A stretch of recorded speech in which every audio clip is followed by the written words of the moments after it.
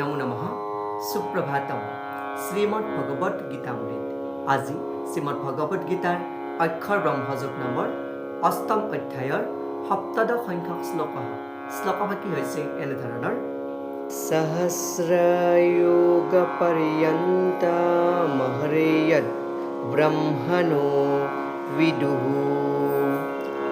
ৰাত্ৰিং যোগ সহস্ৰান্তাং দেহৰাত্ৰবিদো জনঃ।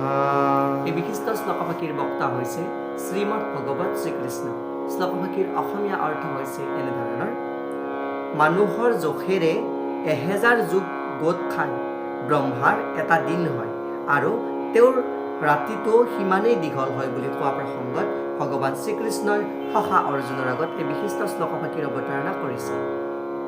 শ্লোকভাগীৰ প্ৰসংগাৰ্থ আমি আমাৰ চতুৰ্যুগ সত্য ত্ৰেতা দ্বাপৰ আৰু কলিযুগ এই চতুৰ্যুগৰ যি বিশ্ব ব্ৰহ্মাণ্ডখনৰ স্থায়িত্বৰ সীমা সেই সম্পৰ্কে ইয়াতে ভাষ্যকাৰে উল্লেখ কৰিছে, য'ত কল্প বিশ্ব ব্ৰহ্মাণ্ডখনৰ যি সময়সীমা তাৰ প্ৰকাশিত কৰিবলৈ প্ৰচেষ্টা কৰিছে।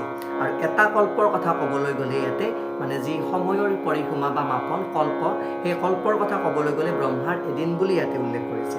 আৰু 4টা যুগৰ একতা সমষ্টি 1000 বাৰ গোট খালেহে ব্ৰহ্মাৰ এদিন হয় বুলি ইয়াতে উল্লেখ কৰিছে।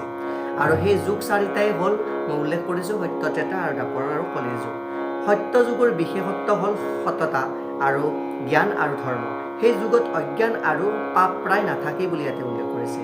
আৰু এই যুগৰ স্থায়িত্ব হৈছে 17,28,000 বছৰ।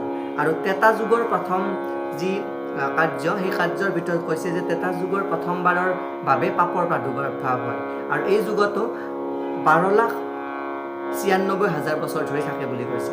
আৰু দ্বাপৰ যুগৰ যি মুখ্য কাৰ্য হৈছে সেয়া অধিক পৰিমাণে সততাৰ আৰু ধৰ্মৰ অৱনতি ঘটে বুলি ইয়াতে উল্লেখ কৰিছে আৰু পাপৰ বৃদ্ধি হয় বুলি ইয়াতে উল্লেখ কৰিছে।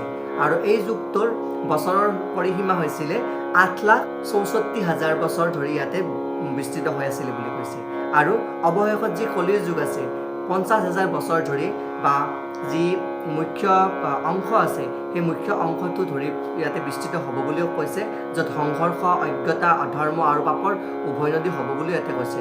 আৰু এই যুগটো 4,32,000 বছৰ ধৰি চলি থাকিব বুলি কৈছে। আৰু ইয়াৰে পৰিসীমা মাপন কৰা হৈছে, এই মাপন কৰা হৈছে মনুস্মৃতিটো এইখিনি কথা উল্লেখ কৰি আছে। আৰু এইখিনি বস্তু সাম্ভাব্য মানতহে উল্লেখ কৰিব পাৰি। আৰু ভাষ্যকাৰে এই বিশেষকৈ ইয়াতে উল্লেখ কৰিছে যে ব্ৰহ্মাৰ কল্প বা আমাৰ কল্পৰ লগত বহুতখিনি পাৰ্থক্য আছে, গতিকে ইয়াতে 1000 যুগ গোট খাইহে ব্ৰহ্মাৰ এদিন হয় বুলি ইয়াতে উল্লেখ কৰিছে। আৰু এই বিষয়ে পৰম ব্ৰহ্মৰ যি জ্ঞান সেই জ্ঞানখিনিক অৰ্জুনক গ্ৰহণ কৰিবলৈ উপদেশ দিছে। আৰু এই ক্ষেত্ৰত যি জড় জগতৰ বিশ্ব ব্ৰহ্মাণ্ডৰ যি স্থায়িত্ব, জৰা জন্ম ৰোগ মৃত্যুৰ পৰা হাত সাৰিব নোৱাৰি বুলি ইয়াতে ভগৱানে শ্ৰীকৃষ্ণক সখা স্বৰূপে এইখিনি জ্ঞান দিবলৈ প্ৰচেষ্টা কৰিছে। আৰু এইটোৱে জড় ব্ৰহ্মাণ্ডৰ যি মুখ্য কাৰ্য আছে, বিশ্ব ব্ৰহ্মাণ্ডৰ যি উচ্চ গ্ৰহমণ্ডলৰ উচ্চ বিভাগত থকা গ্ৰহটোৰ যি দীৰ্ঘস্থায়ী ব্যাপ্তি যি পৰিসীমা সেই পৰিসীমাৰ বিষয়ে ইয়াতে উল্লেখ কৰিছে। আৰু এই বিষয়ে উল্লেখ কৰা প্ৰসংগত এই বিশ্ব ব্ৰহ্মাণ্ডৰ সময়সীমা পৰিসীমা সত্য দ্বাপৰ আৰু কলিযুগৰ প্ৰসংগ ইয়াতে অৱতাৰণা কৰিছে। এই উক্ত বিশিষ্ট শ্লোকভাগীৰ সৰল গুণাৰ্থ। ধন্যবাদ।